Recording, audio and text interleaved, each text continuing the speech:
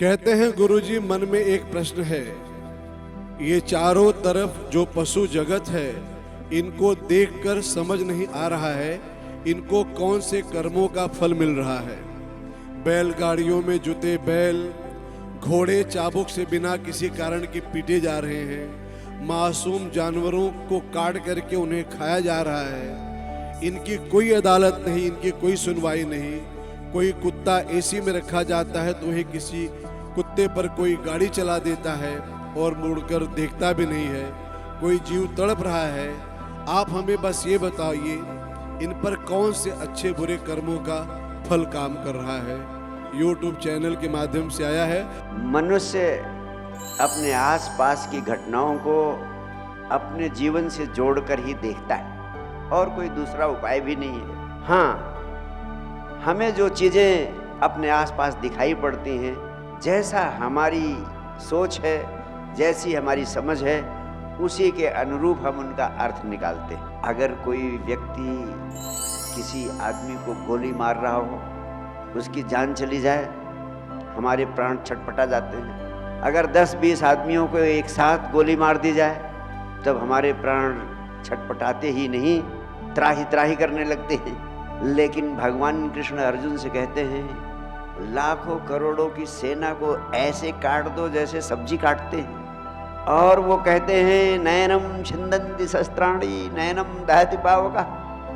ना कोई मरता है ना कोई मारता है। यानी मरने और मारने के पाप से संबंधित जितनी बातें हैं हमारी, कृष्ण कहते हैं अर्जुन से कि अपनी नासमझी के कारण हम सोचते हैं कि मरने मारने से किसी को तकलीफ हो रही है। वो तो सिर्फ वस्त्र बदल रहा है। लेकिन जब हम और गहरे से जाते हैं, एक शेर एक हिरन का शिकार करता है, एक जानवर दूसरे जानवर को खा जा रहा है। जब आप उसको हिरन को छटपटाते हुए देखते होंगे तो आपके प्राणों में भी छटपटाहट होती होगी।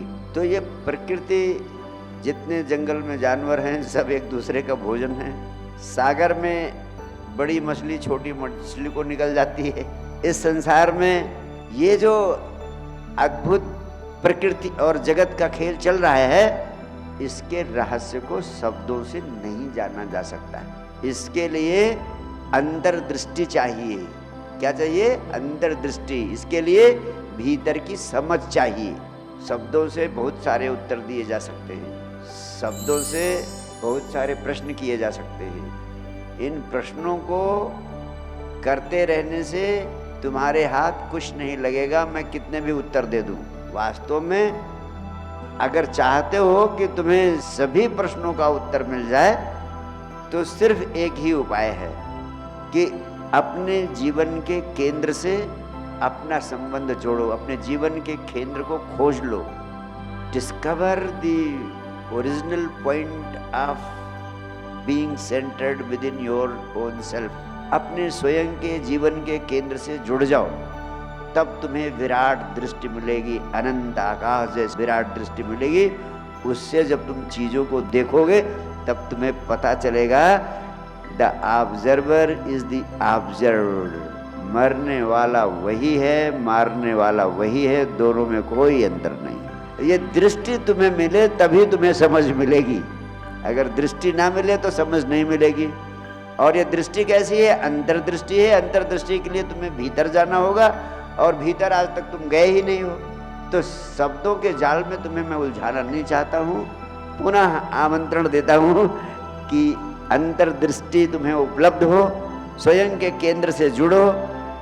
Practice the art and science of centring within your self.